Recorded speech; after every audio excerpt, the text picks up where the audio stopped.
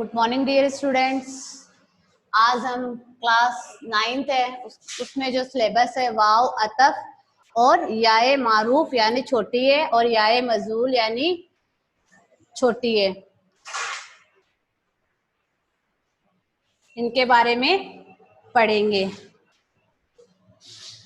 याए मारूफ का मतलब जहां बीच में बीच में क्या है, जो बड़ी ए का आधा रूप लगाते हैं, और याए मारूफ यानी छोटी ए का आधा रूप लगाते हैं। तो सबसे पहले वाव अतफ के बारे में हम पढ़ेंगे। दो मुकम्मल लफ्जों के दरमियान, यानी जो दो पूरे जो लफ्ज है मुकम्मल, दो मुकम्मल लफ्जों के दरमियान वाव अतफ इस्तेमाल होता है। वो लिखने में तो अलग ही लिखा जाता है, मगर बोलते वक्त इसको मिला दिया जाता है। यानी वाव अतफ बोलते हैं दो जो मुकम्मल लफ्ज होते हैं, दो मुकम्मल लफ्ज होते हैं, तो वो क्या है, लिखने के दौरान तो क्या है अलग अलग लिखा जाता है, लेकिन बोलते वक्त क्या है उनको मिला दिया जाता है। जैसे मैंने यहाँ लिखे जमीन व आसमान, वाव को अलग लिखा है, लेकिन जब हम इसको बोलेंगे तो साथ में ही बोलेंगे जमीनो आसमान। कई लोग इसको जमीन व आसमान भी बोलते हैं और कई लोग जमीनो आसमान। तो देखो दो मुकम्मल लफ्ज हो गए, एक मुकम्मल लफ्ज जो है वो है जमीन और दूसरा मुकम्मल लफ्ज है आसमान।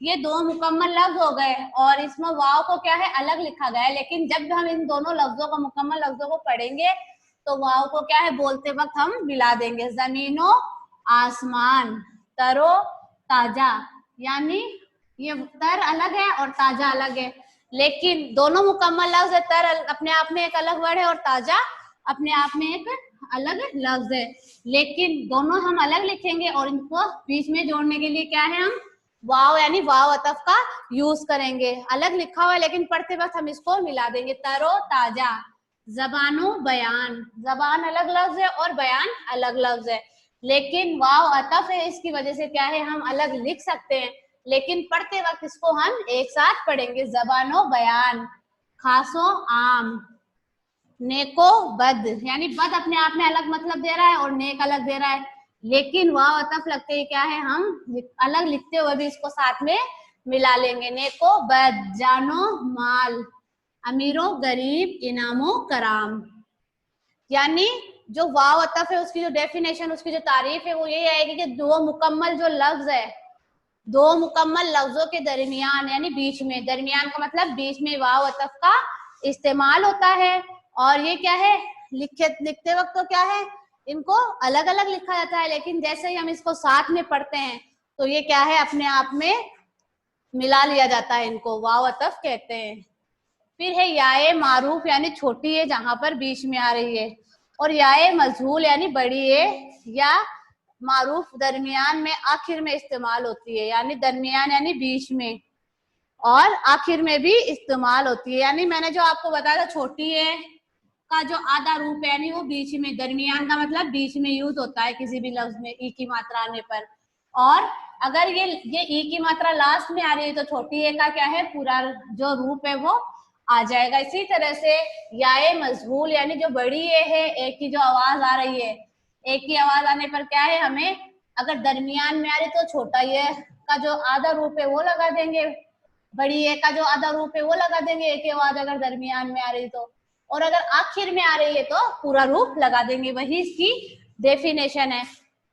याए मारूफ छोटी है और याए मजूल बड़ी है, या मारूफ दरमियान में आखिर में इस्तेमाल होती है और इसकी आवाज नीचे की तरफ खींचकर निकलती है, जैसे गीत, यहाँ मैंने लिखा है गीत, यानी नीचे की तरफ इसकी आवाज खींचकर निकलती है। बीच में ये की शक्ल में और आखिर में पूरा इस्तेमाल होता है, यानी बीच में तो क्या है ये जो ये है इसकी शक्ल में, और अगर आखिर में तो पूरा ये यूज हो जाएगा।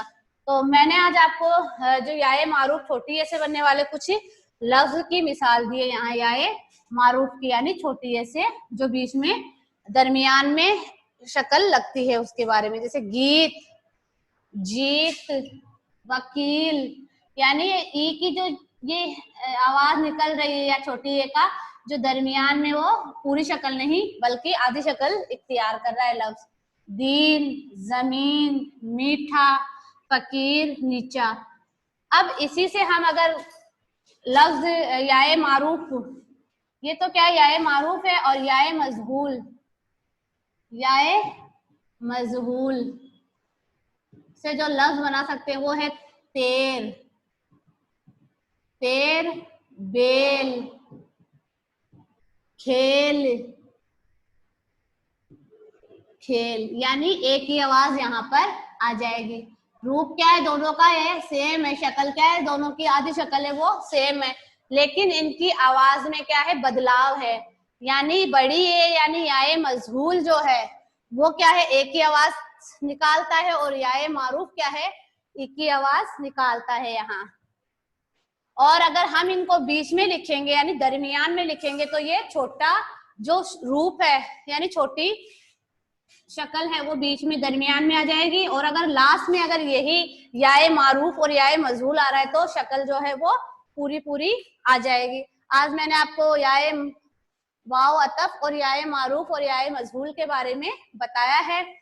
आगे हम जो टॉपिक है वो कल पढ़ेंगे। आप इनको नोटबुक में उतारे और देखें कि याए अतफ कौन सा है, वाव अतफ कौन सा है, याए मारूफ और याए मजहूल क्या है। फिर भी समझ में नहीं आए तो आप मुझसे व्हाट्सएप से कांटेक्ट कर सकते हैं। अपना ध्यान रखिए। ओके, अल्लाह हाफिज, शुक्रिया।